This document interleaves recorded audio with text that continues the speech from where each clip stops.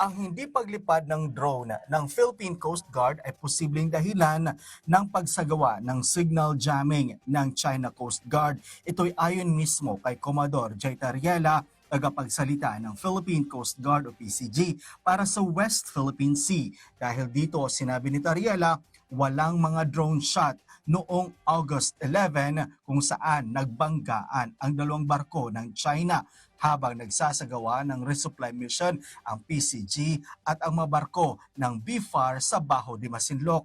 Ayon kay Tariela, ito ang kauna-unahang nangyari na walang drone shot ang PCG sa nasabing misyon. I think a lot of media who had the experience of being embedded sa ating Coast Guard vessel are aware that we always fly our drone, especially if we are subjected to dangerous maneuver. Dahil dito ayon kay Tariela, may ginagawa ng hakbang ang PCG para hindi na ito maulit pa. These are things that we are currently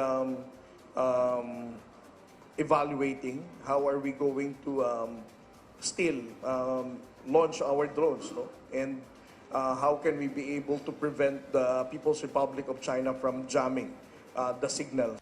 Nagbigay naman ng pahayag si Tariela kaugnay sa isang Chinese news article kung saan sinasabi rito na nagpapanggap lang umano ang PCG sa pagsusupply ng fishing boat para iligal na mga pasok sa Baho de Masinloc o tinawag sa nasabing article na South China Sea. Well, first of all, we're not encroaching within our own waters. No? We do not recognize the illegal claim of the People's Republic of China. I say it is illegal because this was already resolved by the 2016 arbitral award. Secondly, we're not pretending that we are providing relief and fuel subsidy to the Filipino fishermen. Samantala, sinabi ni U.S. Ambassador to the Philippines Mary Kay Carlson na sumusunod ang Amerika sa international law sa kanilang pagsasagawa ng Freedom of Navigation Operations matapos ang paglalayag ng U.S. Navy na USS Cincinnati at USS Higgins malapit sa Scarborough Shoal.